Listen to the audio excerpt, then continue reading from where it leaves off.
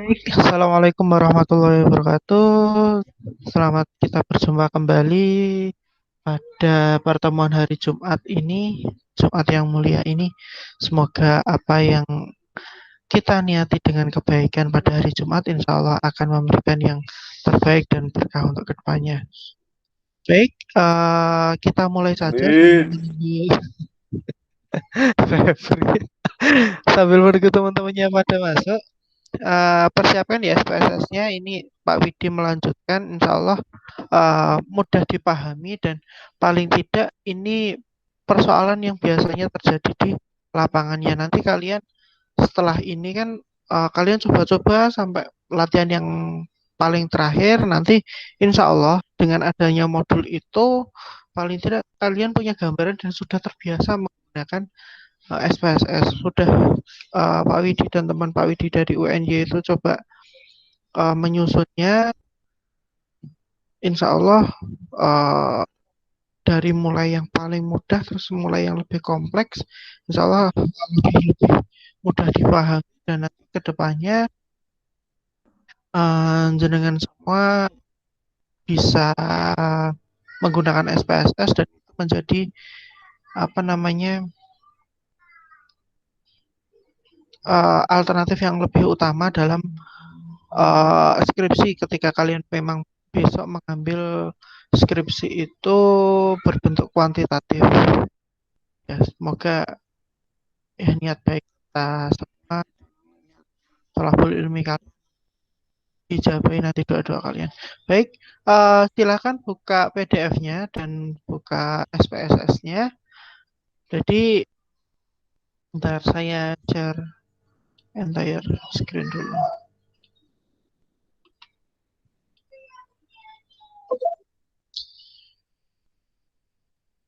Oke, ini sih baru Oke, sambil kita tinggal dulu sebentar. Baik, sudah terlihat belum ya?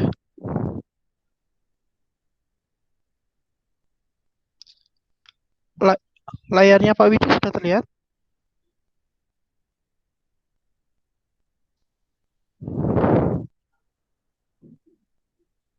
Febri, layarnya Pak Widi sudah terlihat belum? Oke oke, sudah dijawab Azizatut Takwiyah. Jenenge api. Oke. Baik, untuk yang praktikum selanjutnya ini kita akan mempelajari tentang parity test, di mana dalam parity test ini itu untuk menguji perbedaan rata-rata dua kelompok yang saling berpasangan atau di mana cara mengujinya dengan parity test. Nah, masalah penelitian pendidikan yang biasa menggunakan parity test itu adalah apakah ada perbedaan nilai pretest dengan nilai post-test, uh, apa nilai ujian semester mata pelajaran IPA misal atau PAI siswa kelas 8. Jadi biasanya kan kayak gini dalam penelitian kependidikan, jurusan pendidikan. Baru masuk. Jurusan kependidikan itu biasanya kayak gitu membandingkan, ketika pretest itu hasilnya apakah berbeda dengan posttestnya nanti setelah melalui perlakuan. Jadi misal kayak gini, kalian mempunyai judul peningkatan hasil belajar setelah mengikuti pembelajaran dengan model PBL kayak gitu. Nah, kalian lihatnya dari nilai pretest dan nilai posttest. Nah, nanti kalian menganalisisnya menggunakan ini parity test. Nah, tapi kadang yang menjadi masalah di lapangan itu malah justru kayak gini. Bobot soal post-test dengan bobot soal pretest kan yang sebelum pembelajaran, post-test yang setelah pembelajaran, itu berbeda. Maksudnya berbeda kayak gini. Bobot soal pretest itu jauh lebih tinggi daripada bobot soal post-test. Ya pastilah nilai post-testnya akan pasti jauh lebih bagus. Makanya besok ketika meneliti atau ketika kalian menjadi guru pengen tahu benar-benar anak ini uh, sudah menguasai materi itu atau belum, itu dengan cara seperti ini. Nilai bobot soal pretest itu minimal itu sama dengan bobot soal post-test itu minimal sama dengan bobot soal pretest atau bahkan lebih sulit daripada soal pretest. Jadi insya Allah ketika membuat bobot soal dengan model seperti itu, kalau pretestnya itu nilainya buruk, terus dia setelah melalui apa namanya pembelajaran dengan model yang sudah kalian buat tadi PBL tadi, terus nilainya menjadi bagus saat proses, nah itu insya Allah bisa menandakan bahwasanya si peserta didik itu sudah memahami dan lebih memahami materi tersebut, dan ternyata model PBL memang apa namanya efektif untuk meningkatkan hasil belajar pada siswa tersebut. Nah, jadi besok kalau kalian memang menggeluti judul skripsi penelitian seperti itu, caranya seperti itu. Jangan malah justru protesnya bobotnya lebih mudah. Nah, itu malah berbahaya. Jadi, oh ya percuma, berdua ya istilahnya kalian protesnya 2 kali 4, 2 kali 5, tapi pretestnya kalian 2 kali 4, 2 kali 5, tapi post-testnya kalian 2 tambah 2, 2 tambah 1, ya jelas pasti nilainya post-testnya jauh lebih bagus seperti itu. Nah, jadi minimal ya kalau pretestnya 2 kali 4, 2 kali 5, nanti post-testnya 2 kali 4 kali 5 ditambah 10, harusnya modelnya itu. Kalau dia bisa mengerjakan itu, insya Allah dia paham konsepnya.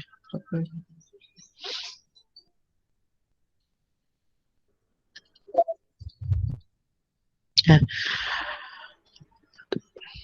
itu yang masalah pertama. Mungkin masalah yang kedua seperti ini. Apakah ada perbedaan skor IELTS, kemampuan berbahasa Inggris, sebelum mengikuti kursus dan setelah mengikuti kursus? Nah, ini jadi permodelannya seperti itu. Nah, kalau dimodelkan itu bentuknya seperti ini. Jadi, dia pretestnya nilainya berapa, terus dia mengikuti diberi perlakuan, entah itu pembelajaran inquiry atau mungkin kursus bahasa Inggris, ternyata nilainya setelah proses jadi seperti ini. Nah, ini bisa dianalisis itu menggunakan Peretti test. Nah, silakan bagaimana cara menelitinya? Yuk kita apa namanya? Coba menggunakan SPSS. Nah, datanya pakai yang ini aja. Nah, ujilah apakah ada perbedaan antara nilai pretest dan nilai post-test. Jika ada perbedaan, manakah di antara keduanya yang nilainya lebih baik? Nah, gunakan taraf signifikasi 5%. Mengapa menggunakan taraf signifikasi 5%? Ya, sebentar ini pada masuk. Mengapa menggunakan taraf signifikasi 5%? Kita bisa apa namanya buka-buka bukunya bahwasanya mengapa dalam pendidikan itu hanya diizinkan maksimal taraf signifikasinya 5%. Taraf signifikasi itu adalah taraf keeroran atau kesalahan dalam apa namanya data tersebut. Jadi beda lagi kalau dengan kedokteran itu taraf signifikasinya hanya 1%. Jika lebih dari itu, pasti yang meninggal pasti banyak di kondisi kedokteran seperti itu. Berarti error ini kedokteran, bidang kedokteran jika taraf signifikasinya lebih dari 1%. Jadi kalau untuk pendidikan juga sama, itu maksimal hanya 5%. Jadi sebisa mungkin memang keerorannya diminimalkan. Syukur-syukur nanti kalian menjadi atau menjadi taraf signifikasinya bisa kurang dari 5%. Tapi kalau sampai taraf signifikasinya 0% itu adalah data yang sempurna. Di lapangan itu tidak mungkin ada. Pasti ya mentok 5%. Yuk kita coba latihan dulu yuk. Nah, pertama buka SPSS dulu. Nah, SPSS ya sudah dibuka. Caranya seperti biasa, klik variable view dulu, terus name-nya diganti apa namanya, tulisan pretest, tapi tanpa spasi ya. Nah, bentuknya bentuknya adalah di sini desimal, desimal. Dua pertama dengan desimal bernilai 2. Terus yang kedua adalah post test. Nah, post test ini juga desimalnya bernilai 2. Jadi, setelah kalian input, barulah, nah bentuknya sama kan? Nah, baru kalian masukkan data itu di data view. Ini kalau baru pada masuk malah kacau. Oke. Baru kita input data view. Oh, nilai pretestnya tadi berapa saja? Pakai data yang ini ya, biar sama semua. 45, 38, 47, 28, 37, 47, 44, 35, 1, 42. Terus lagi prosesnya 78, 75, 80, 60, 64, 75, 79, 71, 67, 71. Oke, 78, 75, 80, 60, 64, 75, 79, 71, 67, 71. Oke, jumlahnya ada 10. Nah, setelah diinput seperti ini, baru mudah kok, tinggal klik analyze, compare mean, parent, t-test. Nah, ini yang kalian perlu benar-benar diamati. Nanti juga ada apa namanya, yang praktikum yang yang keempat nanti lebih butuh konsentrasi lagi. Oke, selanjutnya masukkan pretest itu pada variabel 1 dan posttest itu pada variabel 2. Nah, setelah itu baru ya udah sudah dimasukkan, nanti bentuknya akan seperti ini. Nah, nanti baru oke. Nah, di situ akan menghasilkan tiga tabel.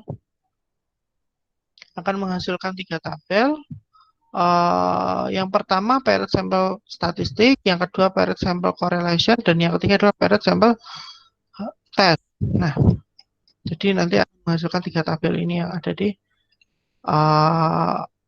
PDF ini. Ya, sebentar, ini tadi udah masuk.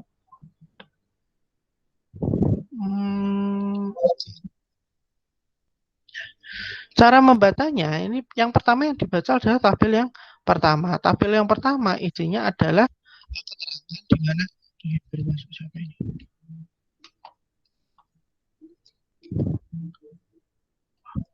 Yang pertama adalah rata-rata dari nilai pretestnya itu berapa dan nilai posttestnya berapa. Kalau sekilas melihat melihat rata-ratanya, memang sekilas bagus posttestnya ya. Nah, kita buktikan nanti dengan info-infonya. Terus di sini ada N-nya. N-nya itu adalah jumlahnya data atau audiensnya atau subjek penelitiannya. Terus ini ada standar deviasinya dan standar error mean-nya. Nah, itu kita sebagai info awal ya. Kita dari ini bisa beranggapan pasti nilai posttestnya bagus, berarti ya memang efektif pembelajarannya tersebut, perlakuannya tersebut, sehingga mampu meningkatkan posttestnya. Tapi jangan semudah itu dulu, karena kita harus melalui beberapa pengujian seperti pengujian statistiknya. Nah, dengan cara kita melihat tabel yang kedua dulu. Nah, bagaimana Pak cara membacanya? Nah, tabel yang kedua adalah paired sample correlation. Ini menampilkan uji korelasi nilai pretest dan post test. Pertama, kalian harus menentukan hipotesisnya dulu. Kalian menentukan hipotesisnya dulu. H0-nya atau hipotesis awalnya tidak ada hubungan antara pretest dan post test dengan pembelajaran inquiry, dan hipotesis alternatifnya itu pasti kebalikannya dari hipotesis awal, yaitu ada hubungan antara pretest dan post test dengan pembelajaran inquiry. Nah, yang perlu kalian amati adalah data sig-nya, bukan sig total ya, tapi yang kedua atau analisis yang pertama kan kita melihat tabel yang pertama, yang kedua itu yang kita lihat adalah sig-nya, bukan sig total yang ada di tabel 3, tapi sig-nya. Nah, sig-nya adalah 0,004. Makanya rumus dari melihat ini ketentuannya adalah jika sig lebih daripada alfa, maka H0 diterima. Jika sig kurang dari alfa, maka H0 ditolak. Ingat, alfanya tadi 5%, berarti 5 per 100 atau 0,05.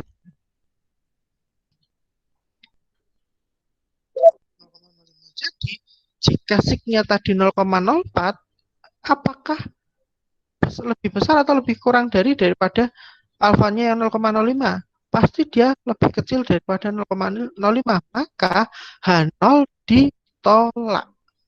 H0 ditolak. Berarti kesimpulannya adalah ada hubungan antara pretest dan post test dengan pembelajaran inquiry dengan tingkat hubungan atau korelasi cukup besar, yaitu 0,817. Coba mana buktinya? Ya, korelasinya 0,817. Oke. Nah, analisisnya sudah selesai. Nah, ketentuannya lagi, jika apa ini? Ada yang chat, siapa ini ya? Oh iya, betul. Oke.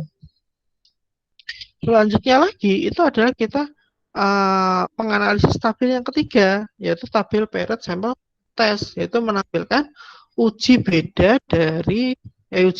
nilai pretest dan post test sesudah perlakuan atau pembelajaran inquiry. Nah, kita juga wajib membuat hipotesis awalnya dulu. H0-nya berarti tidak ada perbedaan antara pretest dan post test dengan pembelajaran inquiry. Nah, hipotesis alternatif atau satunya adalah ada perbedaan antara pretest dan post test dengan pembelajaran inquiry. Kalian karena kita menggunakan SPSS, makanya kita ketentuan yang kita gunakan adalah ketentuan yang bawah. Kita lihat nilai sig totalnya. Jadi jika nilai sig totalnya itu lebih dari setengah alfa, nah beda ya, kalau yang ini ketika kita menganalisis sig itu hanya menggunakan alfa, tapi kalau sig total, karena itu ada dua, berarti dia harus dibagi dua, makanya sig total, jika sig total itu lebih besar dari setengah alfa, nah alfanya tadi 5%, yaitu 0,05, berarti kalau setengahnya berarti 0,025, maka H0 diterima. Tapi jika sig totalnya itu kurang dari setengah alfa, maka H0 ditolak. Nah, nilai sig totalnya tadi adalah berapa coba? 0,000. Nah, ini adalah contoh data sempurna. Jadi tidak mungkin ada di lapangan data yang sempurna seperti ini. Pasti ada errornya nanti. Tapi ya nggak apa-apa, ini juga yang kita buat, kita yang buat, bukan ini adalah data fiktif seperti itu. Sig totalnya adalah 0,00, itu pasti lebih kecil daripada setengah alfa yang nilainya adalah 0,25. Maka kita menggunakan yang ketentuan yang paling bawah ini, maka H0 itu ditolak. Jadi kesimpulannya adalah ada perbedaan nilai pretest dan post-test sesudah perlakuan pembelajaran inquiry. Dengan kata lain, pembelajaran inquiry ini berpengaruh terhadap hasil post-test. Nah, nanti bahasanya ketika deskripsi itu seperti ini.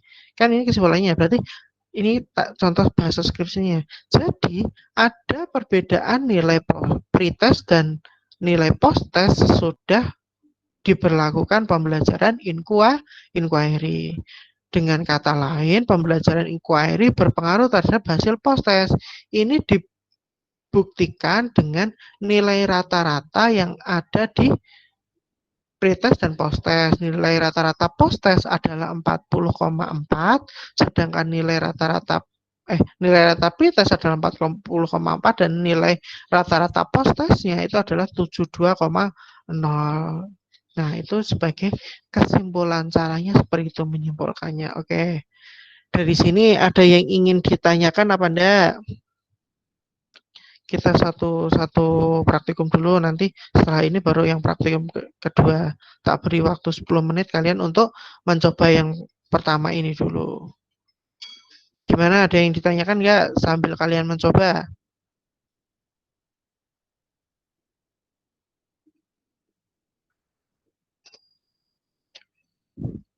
Gimana? Tidak ada yang ditanyakan?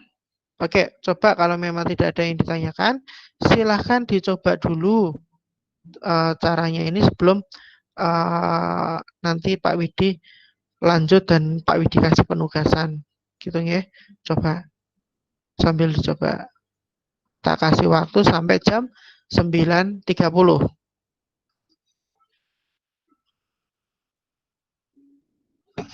Kalau yang ingin tanya langsung bilang siapa, saya mau tanya kayak gitu. Biar lebih cepat ya, biar lebih enak kita mencari solusinya biar lebih cepat.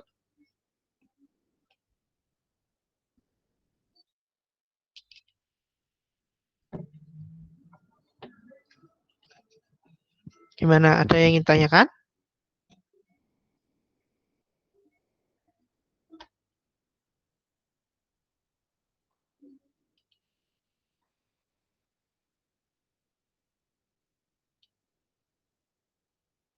Sambil kalian coba-coba ya. Jadi menggunakan parent to test-nya itu ada kesulitan enggak? Kalau ada kesulitan langsung tanya aja, Pak, saya mau tanya.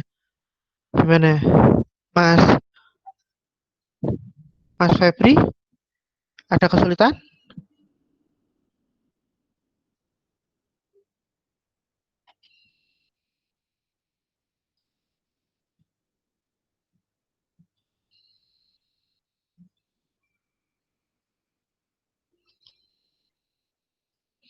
Mas Muhammad Musrohim, ada kesulitan? Mas Muhammad Musrohim.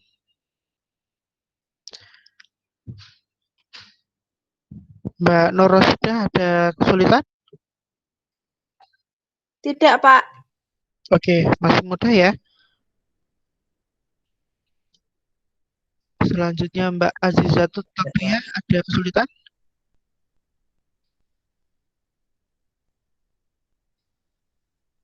Mbak Azizatut?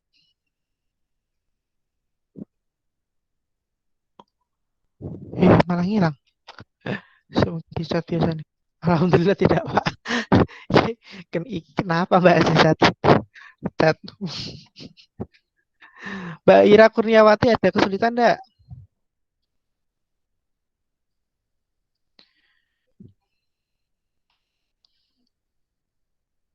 Oke, Pak Widi tunggu ya, Pak Widi sampai jam 9.30.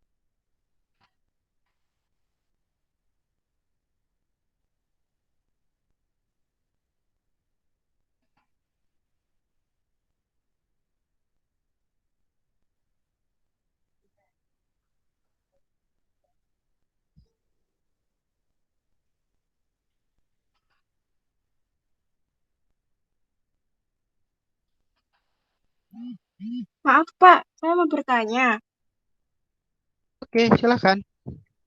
apa hasilnya itu seperti ini ya, nggak, Pak? Di, saya di nganu aja difotoin, kasihkan ke grup. Iya, Pak, baik.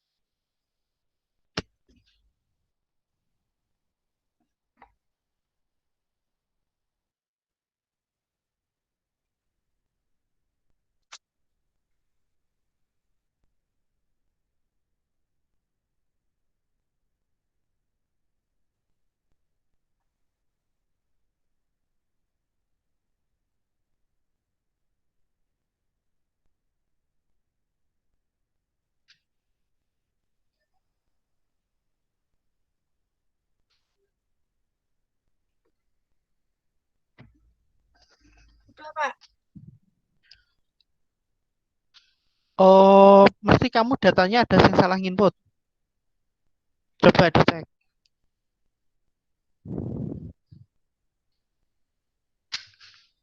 Harusnya kayak yang di PDF, PDF-nya dibuka udah belum?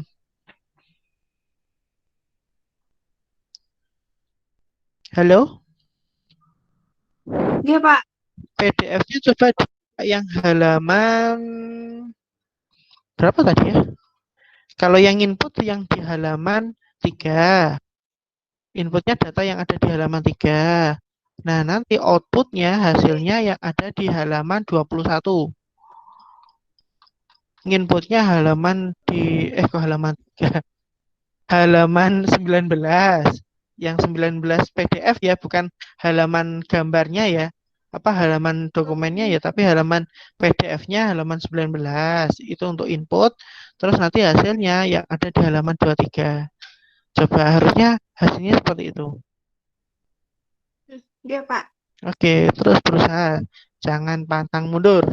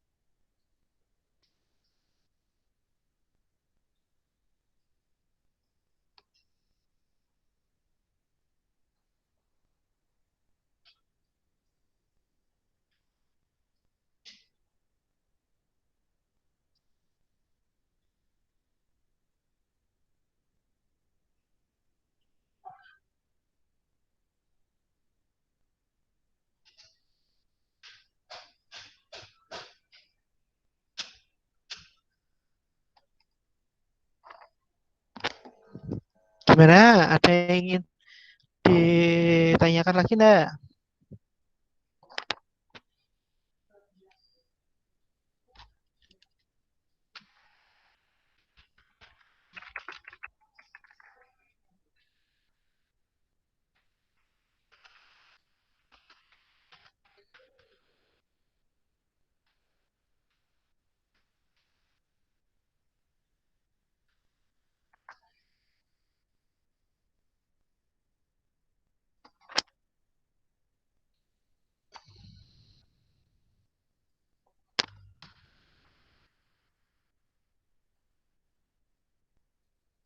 Oke, ada kesulitan?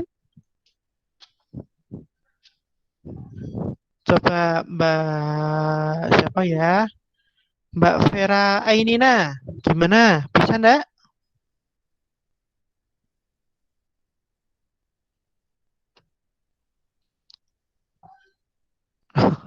Mas Alwi Ilham Ma'arif, maaf Pak, buru wifi lagi dan tadi. Oke, yang merasa kesulitan siapa langsung ngacung. Tadi Mbak Norosida bagaimana? Bisa berhasil? Sudah, Pak. Oke, Alhamdulillah. sip, sip, sip. Gampang kan? Nggih. Oke, nah itu kurang lebihnya biasanya ya mahasiswa memang judul-judul skripsinya modelnya seperti itu. Jadi nanti kalian nganalisisnya caranya seperti itu. Tapi kita kembali lagi kepada dosen pembimbing masing-masing. Ada yang memang menghendaki harus menghitung secara manual, tapi sebagian besar saya kira menghendaki menggunakan SPSS. Jadi ya itu kembali kembali nganu ya, kembali ke paradigma masing-masing ya. Karena memang mungkin yang dosen yang angkatan sepuh itu biasanya masih menggunakan apa namanya perhitungan secara manual. Tapi biasanya kalau dosen-dosen yang masih muda atau yang dosen-dosen kekinian biasanya apa paradigmanya sudah berubah karena memang kesepakatan untuk peneliti seluruh dunia memang biasanya analisisnya sudah menggunakan minimal SPSS. Ya ada lagi aplikasi-aplikasi yang apa, mengolah data. Judul gimana? Mas Muhammad Holil. Oke, ada lagi aplikasi yang tak, tak silent ya Mas Muhammad Holil. Oke. Jadi ada lagi aplikasi-aplikasi yang lebih tinggi daripada SPSS untuk menganalisis penelitian-penelitian. Tapi pada idealnya rata-rata seluruh penelitian yang ada di dunia ini menggunakan aplikasi SPSS. Jadi diperdalam betul modul itu, kalian pelajari betul-betul, insya Allah sangat membantu nanti ketika selama kalian penelitian. Kalau perlu toh daripada itu PDF kamu print aja pakai print laser kan murah tuh. Dan nanti kan kamu orek-orek terus nanti kamu ada catatan sendiri di buku itu. Jadi lebih enak untuk belajarnya. Seperti itu ya. Oke, kalau tidak ada pertanyaan nanti silahkan tugasnya kalian nanti setelah pembelajaran ini ya. Saya mana tadi?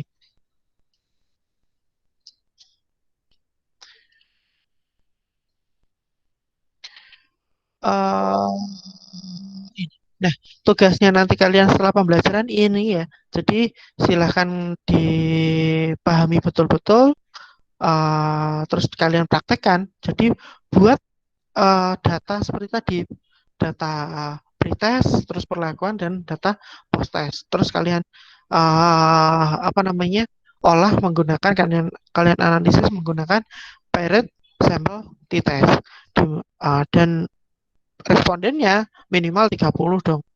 Biar kan idealnya memang satu kelas kan paling tidak 30 ya, 30 sampai 40. 40 itu sudah sangat crowded. Biasanya 30. Nah, 30 silahkan kalian buat datanya itu atau dibuat kayak gimana ya? Yang post test 30 anak, yang pretest 30 anak kayak gitu juga tidak apa-apa. Oke ya, gitu ya untuk tugasnya. Baik, saya lewati dulu, barulah kita masuk ke praktikum yang keempat, yaitu One Way ANOVA. Ini juga sering banget digunakan untuk penelitian kependidikan, karena memang apa namanya macam-macam. Contohnya seperti ini.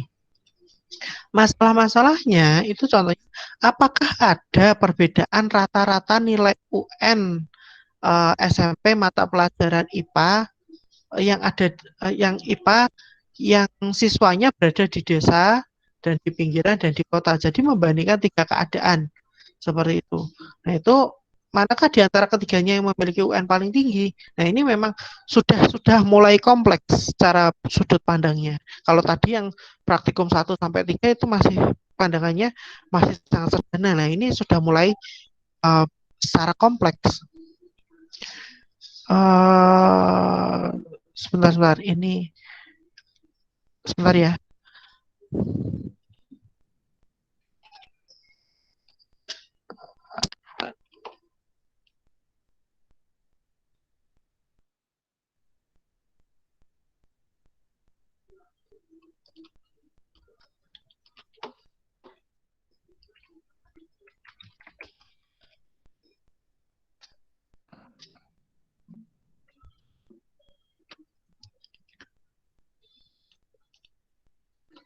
Oke, kita lanjut. Ya.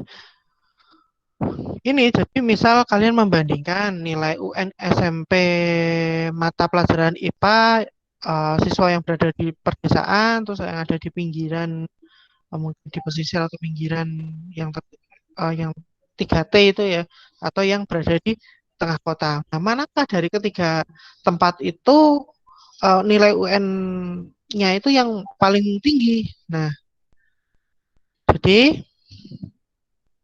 kita bisa lanjutkan. Nah, contohnya seperti ini. Misal aja ya. Nah, berikut ini disajikan data skor TOEFL mahasiswa pendidikan IPA yang mengikuti kursus bahasa Inggris. Nah, berarti apa namanya ini lama bulan kursus dan skor TOEFL. Nah, lama bulan kursusnya itu ada 3, yang satu ada 3 bulan, ada yang 6 bulan, dan ada yang 9 bulan. Nah, ternyata yang 3 bulan skornya sekian, yang setelah mengikuti kursus selama 6 bulan skornya sekian, dan yang mengikuti kursus 9 bulan skornya sekian. Jadi kita bisa analisis mana sih apakah berpengaruh lamanya kursus dengan skor nilai TOEFL. Nah, kalau kita melihat secara kilas itu ya memang kita lebih lebih sangat berpengaruh, yang lebih lama kursusnya pasti nilainya lebih tinggi. Tapi kita nggak boleh, seorang peneliti itu nggak boleh beranggapan seperti itu. Kita harus buktikan secara statistiknya atau secara pengolahan datanya. Nah, coba ujilah seperti ini. Nah, ini sedikit rumit. Silakan ayo kita belajar bareng-bareng.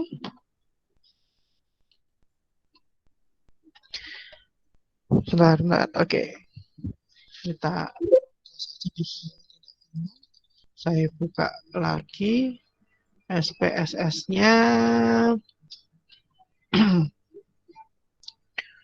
Ini masalahnya Pak Widi juga satgas sih, jadi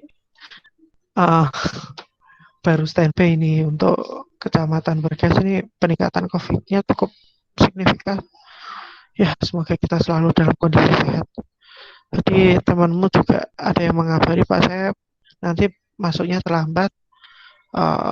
Saya harus tes dulu, tapi rapid dulu sih, belum ke swab. Tapi ya enggak apa-apa, nanti silakan mengikuti via YouTube. Ya, kita doakan semoga hasilnya yang terbaik kayak gitu ya.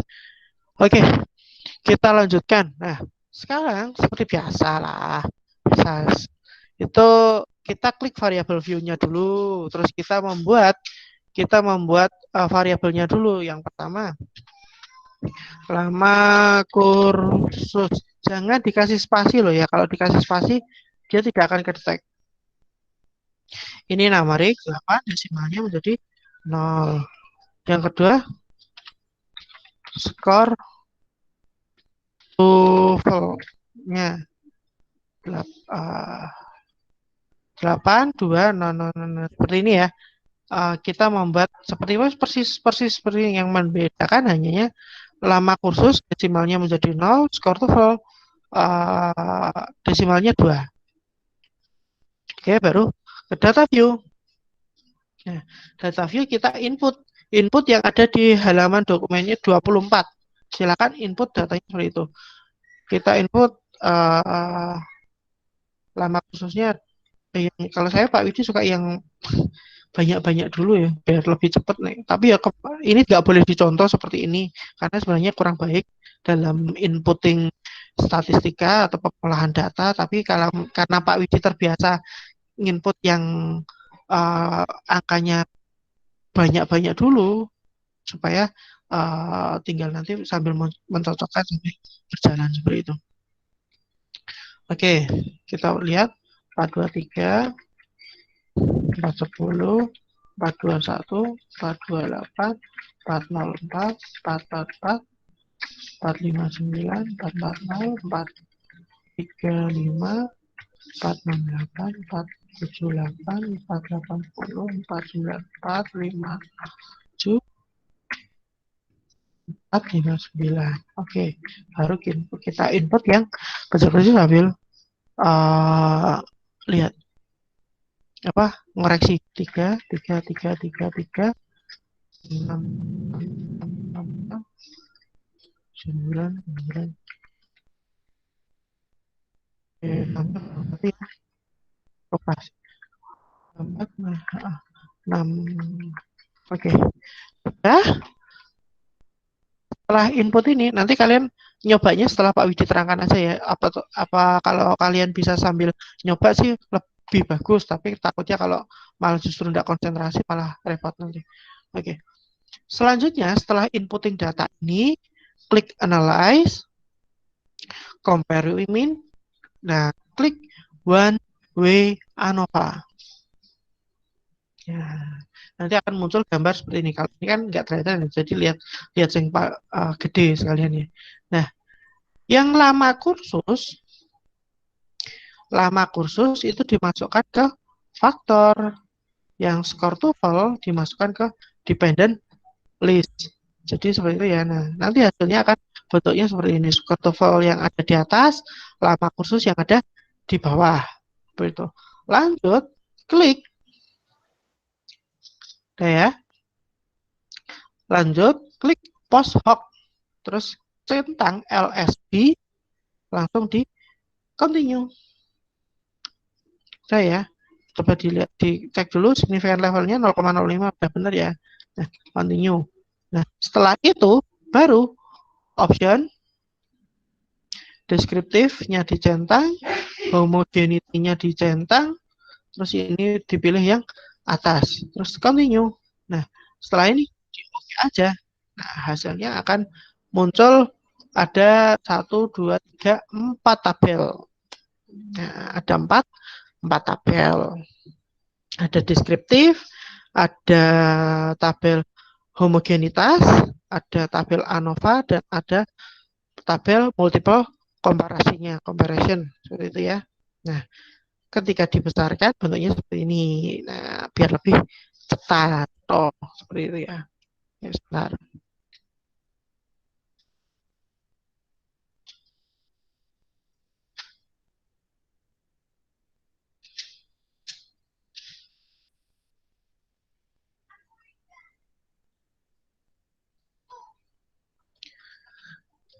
Oke, kita lanjut.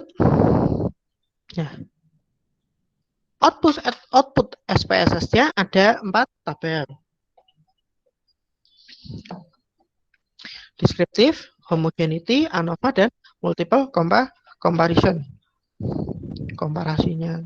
Gitu ya. Nah, cara membacanya, yang pertama pemain kalian biasakan kalau analisis data itu analisis tabel yang paling atas dulu, bikin urut tabel atas, tabel ke bawah, tabel bawahnya lagi, baru tabel bawahnya lagi. Jangan loncat-loncat, kamu akan bingung.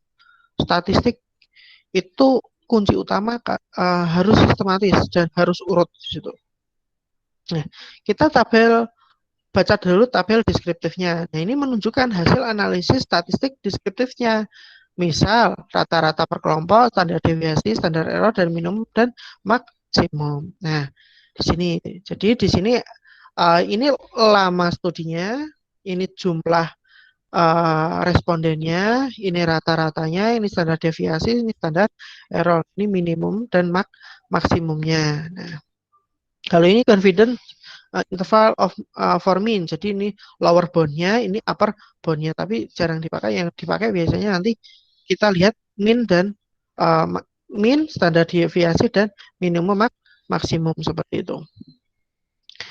Oke ya, jadi rata-rata untuk yang 3 bulan ternyata skornya 417. Untuk rata-rata yang 6 bulan ada 449,2. Yang 9 bulan ternyata ada rata-ratanya 483,6. Nah, lanjut kita nganalisis yang kedua. Ingat-ingat, komen setiap tabel kayak gini biasanya diamati itu adalah nilai SIK. Dan nanti ada SIK terus komen SIK-SIK-nya. Kalau nggak SIK, SIK tutel. Intinya seperti itu. Nah, ingat-ingat tabel yang kedua adalah SIK-nya adalah 0,478. Ya. Yang kedua kita melihat ini. Nah, kita harus perlu membuat hipotesis penelitiannya dulu. Nah, hipotesis awalnya pertama, ketiga kelompok memiliki nilai varian yang sama, sehingga hipotesis alternatif atau H1-nya itu pasti kebalikannya, yaitu ketiga kelompok memiliki nilai varian yang tidak sama. Nah, di mana ketentuan untuk mengambil kesimpulannya yaitu jika SIK itu lebih dari alfa, pokoknya kalau menganalisis SIK itu adalah alfa, tapi kalau SIK total itu adalah setengah alfa. Jadi itu yang perlu diingat. Ya, jika SIK itu adalah lebih dari alfa, maka H0 diterima. Jika SIK itu kurang dari alfa, maka H0 ditolak.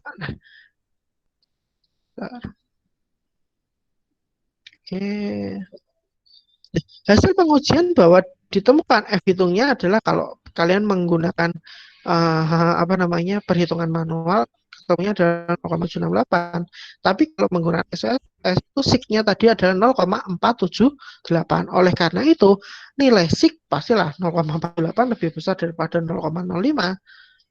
Kita ingatkan lagi 0,05 itu didapatkan dari tadi 5%. Kalau 5% itu adalah 5/100, berarti 0,05. Nah, nilai SIK-nya itu lebih besar daripada alfa, maka dapat disimpulkan bahwa ketiga kelompok memiliki nilai varian yang sama, atau dengan kata lain, varian antara kelompok bersifat homogen.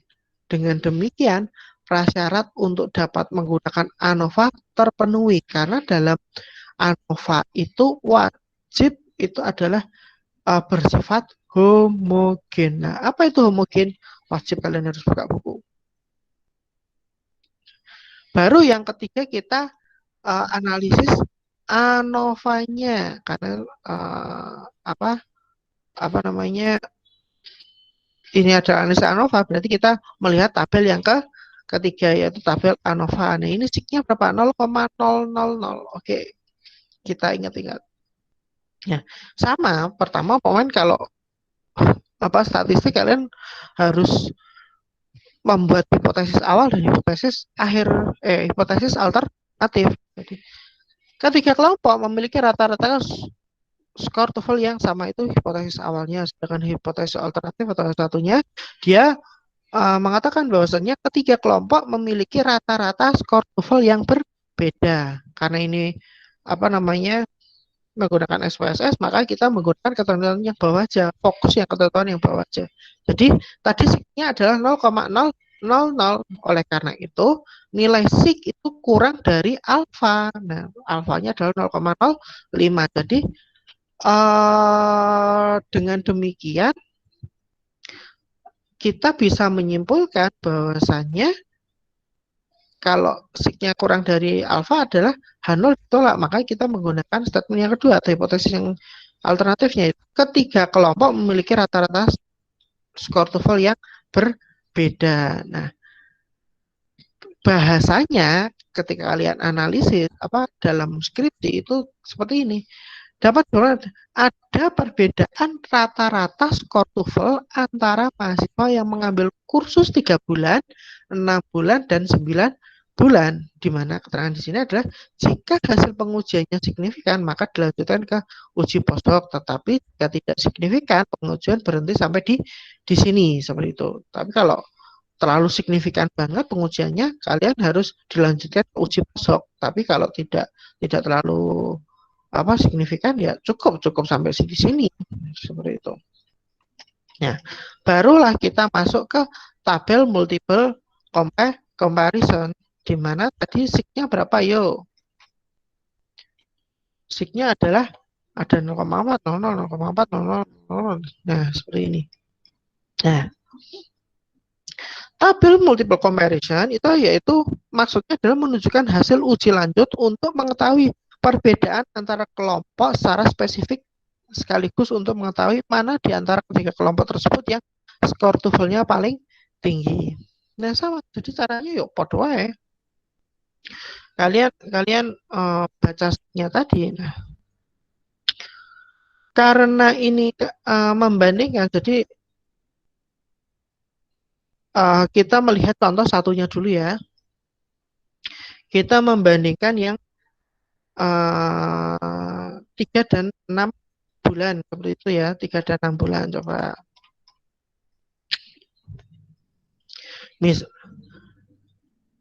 misalnya untuk melihat perbedaan skor TOEFL antara mahasiswa yang kursus dengan 3 bulan dan 6 bulan diperoleh SIG-nya 0,04. Coba kita lihat benar 0,04 ya. 3 dengan 6 bulan.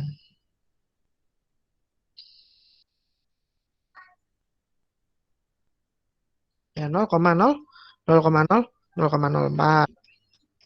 0,004. Nah, sehingga ketika SIG-nya 0,004 itu dinilai diketahui nilai SIG-nya kurang dari 0,05 atau kurang dari alfa, maka dapat disimpulkan bahwa ada perbedaan skor TOEFL antara mahasiswa yang kursus 3 bulan dengan kursus 6 bulan. Dalam hal ini skor TOEFL mahasiswa yang kursus 6 bulan lebih tinggi daripada yang kursus 3 bulan. Dengan kata lain, lama kursus berpengaruh terhadap peningkatan skor TOEFL mahasiswa. Namun, Anda juga bisa dapat membandingkan analisis khusus untuk kelompok tertentu saja. Misal, rata-rata full yang 6 bulan dengan yang 9 bulan boleh. Nah, caranya ada langkah yang lain lagi. Misal kita misal kita pengen nganalisis yang 6 dan 9 bulan. Caranya analyze, terus compare mean, one way ANOVA. Nah, terus baru klik kontras. Nah, ketika kontras ini polinomialnya tidak usah dicentang. Nah, langsung lanjut aja ini.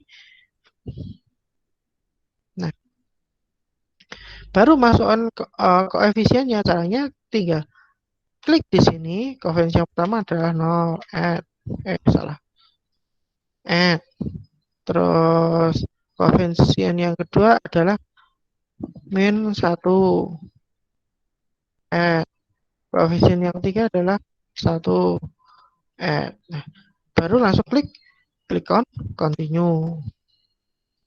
Nah, baru langsung klik oke. Nah, nanti akan muncul ini kan yang pertama ini 1, 2, 3, 4 ini yang posok tesnya ya. Nah, ini yang mulai yang dihasilkan adalah ada 5 tabel ini. 1, 2, 3, 4, 5, 6 tabel ya. Nah, lihat di PDF aja biar kelihatan. Nah, yang kita amati adalah tabel kontras koefisien dan kontras tesnya saja, nggak usah semuanya dilihat. Yang dilihat adalah kontras koefisien dan kontras tesnya saja. Nah, setelah itu baru kita amati, mau diiling-iling sig. Kalau yang diamati, kalau nggak sig ya sig total seperti itu. Nah, kalau yang ini kita harus mengamati sig totalnya. Sig totalnya adalah 0,03. Makanya dari sini pakai ketentuan sama, kalian membuat hipotesis dulu. Nah, 0,03 itu apakah lebih besar daripada 0,025 dari setengah alfa? Kalau sig total pokoknya setengah alfa ya, dibagi 2 dari 0,025. Jadi 0,03 itu ternyata kurang dari 0,25, maka H0 itu ditolak. Nah, kita bisa ambil kesimpulan bahwasanya jadi kedua kelompok yang khusus 6 bulan dan kelompok yang khusus 9 bulan itu memiliki rata-rata skor yang berbeda juga. Jadi itu bahasa-bahasa analisis statistikal nanti deskripsi. Nah, sampai di sini tak kasih waktu, wah, belum ya, sampai jam 10.20. Berarti tak kasih waktu sampai jam 10.15. Pakai sampai jam 10.15 silahkan kalian coba untuk praktikum yang one way ANOVA. Jadi praktikum berapa tadi ya? Mbak Widi sampai lupa. Praktikum 4. Silakan kalian praktekkan. Sampai di sini ada yang ingin tanyakan dulu belum? Sambil dipraktekkan ya.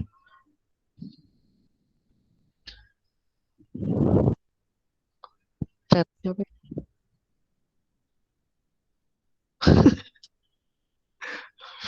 Febri Juan. Febri. Wah, laptopnya Ayo coba sambil coba ya Pak Widi tunggu sampai jam 10.15. Nanti kalau bingung langsung Pak saya mau tanya kayak gitu seperti biasa seperti tadi Pak Nur tadi ya. Oke, silahkan.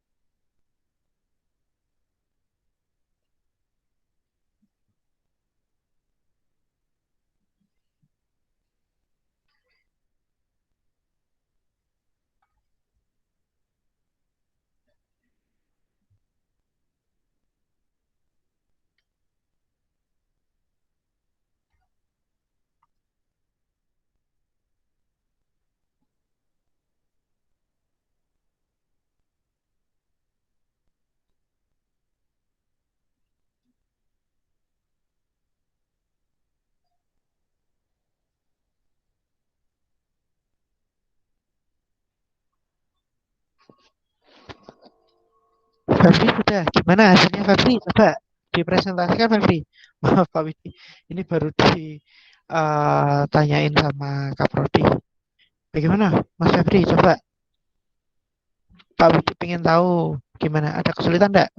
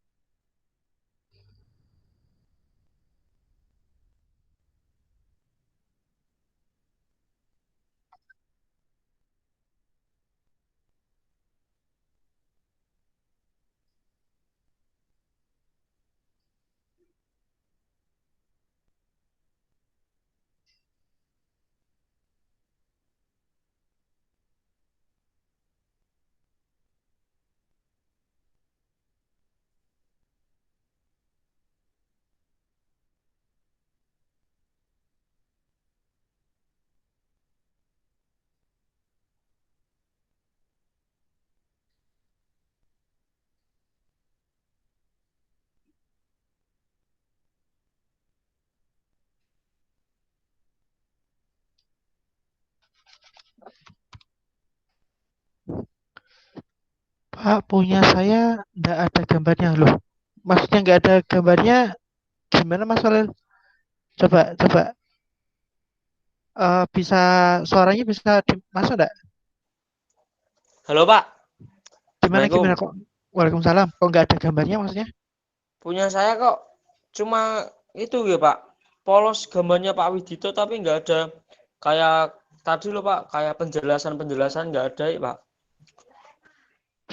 Coba kamu fotoin terus kamu ke grup, di foto di grup, dikirim di grup. Oke, sudah Pak. Oke.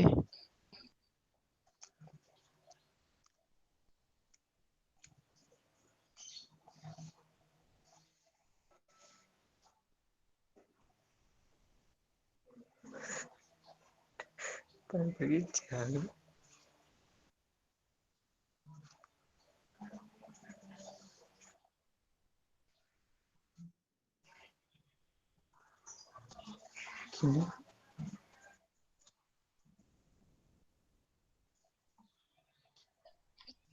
Coba mana?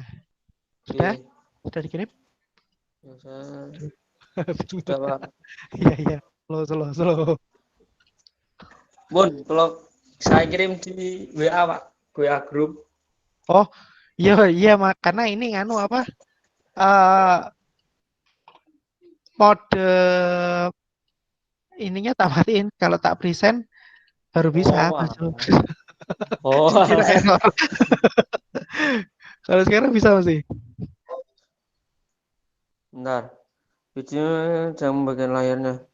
Kok ribut sih? Sekarang bisa? Belum ya Pak? Bisa belum? Apa error ya Pak punya saya Pak? Enggak. Paling itu biasanya karena ada suara yang lain mungkin baru saut-sautan atau gimana. Harusnya bisa. Ah, Tadi tenang. Boleh. tadi itu Slow.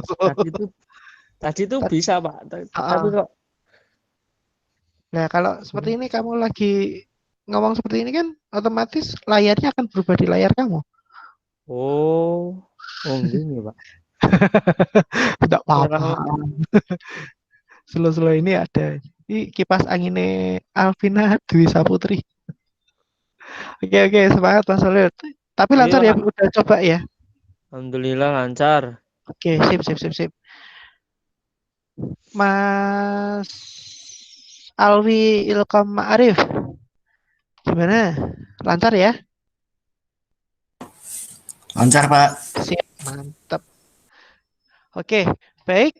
Dengan demikian, insya Allah menurut saya 4 Pak Widi menjelaskan sampai praktikum 4 ini, insya Allah sudah bisa menjadi bekal untuk kalian melanjutkan nanti secara pribadi sampai praktikum-praktikum yang banyak itu ada berapa dulu ya Pak Widi agak lupa gitu. Itu banyak banget. Jadi ini adalah kumpulan-kumpulan apa namanya analisis-analisis SPSS di penelitian kependidikan. Ini Pak Widi mohon buat pegangan kalian, buat pegangan nanti ketika kalian penelitian. Kita kan nggak tahu, kalau pengennya kita sih mungkin penelitian yang gampang ya gampang, cepat selesai, analisisnya nggak terlalu nggak banyak, dan tidak membuat capek. Pengennya dewe sih kayak ngono. Selain untuk dosen pembimbing ya sih gaping itu orang terlalu banyak revisian. Nah, itu keinginan kita yang hakiki. Tapi kenyataan nanti di lapangan kan pendapat dari dosen pembimbing memang harus benar-benar dihargai dan diperhatikan dan harus diperhitungkan. Kemungkinan besar nanti juga dosen pembimbing pengen mix metode atau mungkin kuantitatif atau bahkan kualitatif. Nah, ini bisa sebagai acuan kalian nanti untuk analisis datanya ya. Nanti ditanyain aja, Bu. Pak, Bu, nanti untuk analisis datanya ini menggunakan SPSS apa secara manual? Kalau ya saya insya Allah akan tetap belajar seperti itu. Wah, misalnya style-style do seperti itu. Ya kalau menggunakan SPSS, insya Allah saya siap. Insya Allah ini yang SPSS ini yang tak kumpulkan ini menjadi satu, insya Allah sudah mencakup seluruh permasalahan yang rata-rata memang mahasiswa itu membuat penelitian itu model-modelnya seperti itu. Jadi tidak asing lah seperti itu. Nah, jadi silakan, ini ada uji normalitas dan lain-lain kan pasti ada. Nah, nanti silakan mendingan tak sarankan di print laser aja buat pegangan. Terus kalau untuk belajar kan enak daripada kalau seperti ini harus di minimes terus apa namanya ini kan jadi repot karpe dewe ya. Tapi kalau menggunakan buku kan lebih enak, iso dicoret-coret, iso digambar-gambar, mungkin iso digawe surat tersembunyi. Ya jadi seperti itu gitu nggih. Kalian silakan coba-coba sampai uji yang paling terakhir. Nanti minggu depan insya Allah kita sudah ujian UAS jadwalnya, karena memang jadwal yang ada di akademik untuk semester ini sangat berbeda dengan yang semester tahun lalu atau semester lalu. Biasanya kan 7 kali pertemuan di semester pertama, di gelombang pertama, habis itu UTS, 1 kali UTS berarti kan ada 8 pertemuan, terus 7 pertemuan lagi setelah UTS, terus baru UAS. Nah, kalau kalender pendidikan yang semester ini memang sedikit berbeda, jadi 6 kali pertemuan itu harus sudah sama UTS. Makanya kemarin UTS-nya Pak Widi tak include di dalamnya ya, jadinya insya Allah udah masalah lah. Terus nanti UAS-nya juga tak jatuhkan besok hari, kalau ini hari Rabu ya berarti ya. Silakan dipelajari betul-betul kisi-kisinya. 80% itu SPSS, 20%-nya nanti teori. Silakan, kalian sudah paham tipe soalnya Pak Widi. Pak Widi tidak terlalu mementingkan hasil akhirnya, tapi yang terpenting adalah proses kalian menganalisis dan menghitungnya. Karena itu menjadi parameter penilaiannya Pak Widi. Kalau hasil akhirnya saya kira nyontoh iso, tapi kalau prosesnya nanti akan terlihat, oh si siapa mahasiswa A, misal Mas Febri itu sudah paham langkah ini, terus langkah ini dia paham, langkah ini berarti dia sudah paham sebenarnya di katakan uji normalitas seperti itu. Oh, dia sebenarnya sudah paham. Tetapi kalau hasilnya salah, hasil salah namanya juga error ya. Kita kan kadang ada titik errornya juga, mungkin karena salah hanya 1 digit saja, mungkin hanya 2 digit saja, buat Pak Widi nggak terlalu berpengaruh sih. Hasil akhir itu bisa diperbaiki, tapi kalau proses itu sangat susah diperbaiki.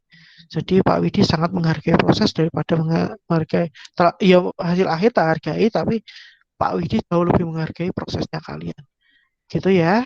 Jadi jangan berkecil hati, jangan wah aku rak mudeng, jangan, pokoknya kamu prosesnya sudah benar, insya Allah nanti hasil akhirnya juga akan mengikuti. Gitu ya, sebelum Pak Widi tutup, ada yang ingin ditanyakan? Oh iya, tugasnya, ini yang hari ini berarti tugasnya ada 2, yang tugas praktikum 3 dan praktikum 4 sama.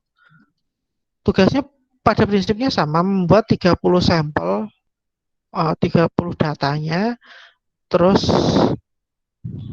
ini apa tadi? Membuat 30 datanya, terus kalian analisis. Kalau yang analisis pertama tadi menggunakan apa tadi? Apa tadi? Pak ide kalau independen, kok ini apa kok independen tuh bukan,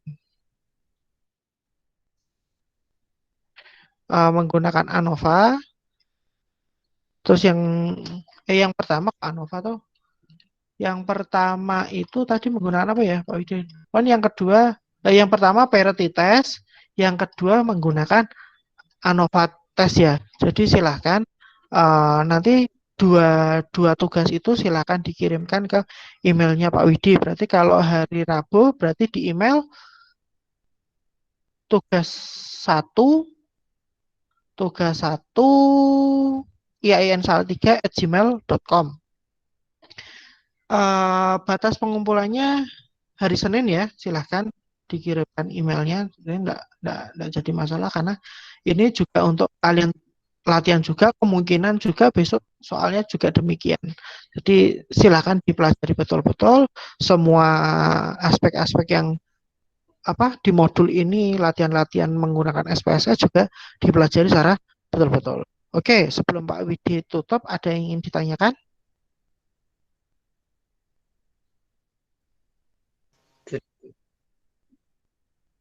Gimana?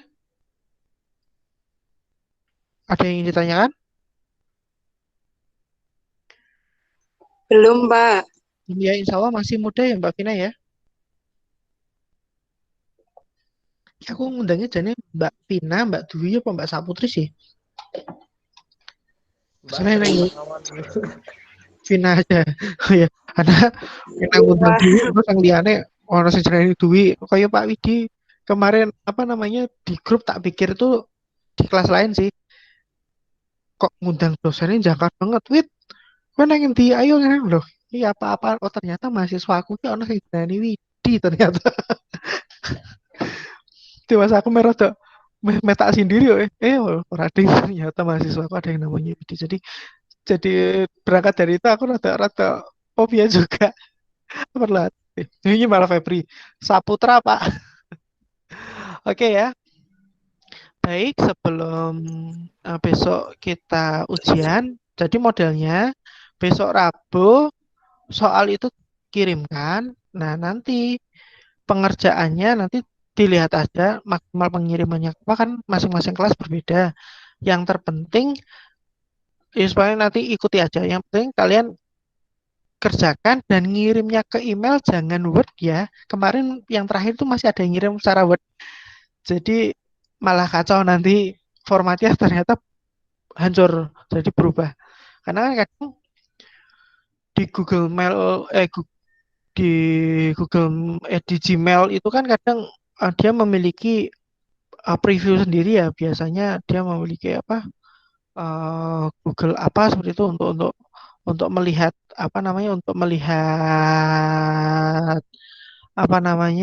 melihat filenya itu. Nah, itu yang kadang membuat formatnya itu menjadi kacau, apalagi Pak Widi menggunakan Office yang 2019, jadi takutnya malah formatnya tambah kacau seperti itu.